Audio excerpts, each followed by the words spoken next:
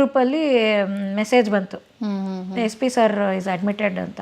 ನಂಗೆ ಅವಾಗ full ಕೈಕಾಲೆಲ್ಲ shivering, ಒಂಥರ ಫುಲ್ಲು ನಿಜವಾಗ್ಲೂ ಎದೆ ನನಗೆ ಹಾರ್ಟ್ ಅಟ್ಯಾಕ್ ಆಗೋಯ್ತು, ನಾನು ಒಂಥರ ಫುಲ್ ಇದಾಗೋಯ್ತು, ಒಂಥರ ಆಗೋಯ್ತು ನನಗೆ, ಒಂಥರ ಏನೋ ಡಿಪ್ರೆಷನ್ ಥರ. ಆ ಕೃಷ್ಣಂದು ಫೋಟೋ ಅದಾದಮೇಲೆ ನಾನು ಆ ಕೃಷ್ಣನ ಫೋಟೋ ಅಂದರೆ ಲಿಟ್ರಲಿ ನಾನು ಬೇಡ್ಕೊತಾ ಇದ್ದೆ. ಆ ಕೃಷ್ಣ ಸ್ಟ್ಯಾಚು ಇದೆ ನೋಡಿ ನಮ್ಮ ದೇವ್ರ ಮನೇಲಿ. ನಾನು ದೇವ್ರ ಹತ್ರ ಒಂದೊಂದು ಸರಿ ಮನುಷ್ಯ ಹತ್ರ ಹೆಂಗೋ ಆ ಥರ ಅಷ್ಟು ಭಕ್ತಿ ಇರುವಾಗ ನಾನೇನು ಅಂದ್ಕೊಂಡಿದ್ದೆ, ಅವ್ರು ಬದುಕಬೇಕು, ನಾನು ಸತ್ತೋಗ್ಬೇಕು, ಅವ್ರು ಬದುಕಬೇಕು. ಅಂದರೆ ನಂಗೇನಂದರೆ ಅವ್ರಿಗೆ ಎಷ್ಟು ಜನ ಓದಾಡ್ತಾರೆ, ನಂಗೆ ಸಾಕು, ನನಗೆ ಅಂದರೆ ನಾನೇನೋ ಹಂಗೆ ಬೇಡ್ಕೊಂಡ್ರೆ ನಿಜವಾಗ್ಲೂ ಹಂಗೆ ಆಗೋಗುತ್ತೆ ಅನ್ನೋ ಥರ ಅಂದ್ಕೊಂಡು ಅಷ್ಟು ಇದಾಗಿ ಬೇಡ್ಕೊತಾ ಇದ್ದೆ. ಆ ಥರ ಏನೇನೇನೋ ಎಕ್ಸ್ಪೀರಿಯನ್ಸ್ ಆಯಿತು.